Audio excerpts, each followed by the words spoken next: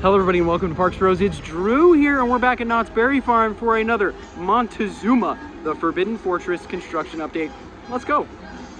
So it's been a couple weeks and we have some more progress happening with MonteZOOMa, the Forbidden Fortress at Knott's Berry Farm. This is of course the revamping of MonteZOOMa's Revenge, the older coaster that used to launch you forwards and then bring you backwards all through a vertical loop and 2 spikes.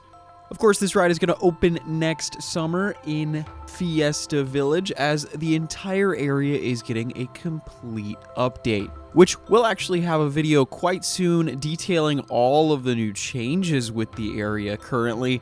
But with all that said, let's hop in to absolutely everything new with MonteZOOMa, the Forbidden Fortress. At least from the entrance side, not too much has really changed. You could still see multiple pieces of track have been taken out and not replaced quite yet, as well as the lack of that vertical loop. And at least from this side, the biggest change overall is the addition of new signage. Talking about improvements to Fiesta Village all around, even showing off some new concept art for the land, and talking about how it will be completed in summer of 2023. Outside of that, there are some vehicles within that queue space currently, so we'll see exactly what they're doing over there. I think it was a bobcat, meaning they might be digging up certain areas for maybe some pipe work or potentially some electrical. With that, it moves us to the back spike where you can see the reinforcement is still there. No real additions there as of this week at least,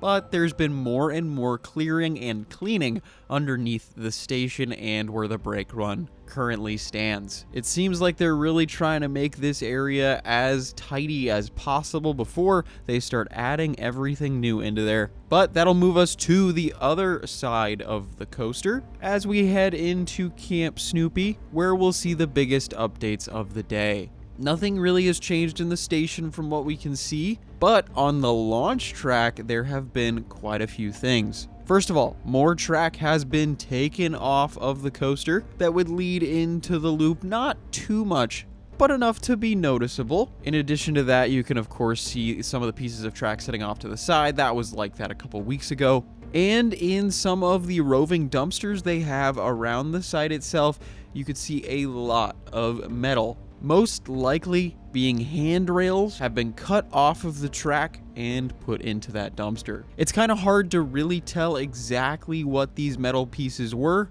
as they're all relatively small and rectangular. But if that was to be my guess, I would think handrails would make a lot of sense, as those catwalks have to come off as well as that track, at least where the track is coming off. That leads us back to the vertical loop where we can see the foundations are still pretty much untouched at this point in time. That leads us back into the launch section though, as we've got pretty much, at least in my opinion, the biggest change with this update. And that is what would seem to be the undercarriage of that catch car sleigh that would pull the entirety of the train, or at least in the case of MonteZOOMa's Revenge, push the entire train forward into that loop. Now, I might be incorrect on this, I can't lie, as I am not too familiar with the inner workings of a roller coaster that's nearly 45 years old. Now, I could be completely wrong on this being the underside of the catch car that we lovingly called Bob, but that's at least my guess. If you guys know exactly what this is, let me know down in the comments below. I mean, heck, maybe it's some sort of tool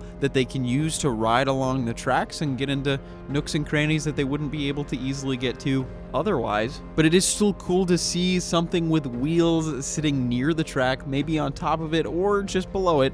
And I can tell you there were more employees on site while we were at the park, checking out everything and making sure the deconstruction process of this new coaster, of this reimagined coaster, is going as smooth as possible.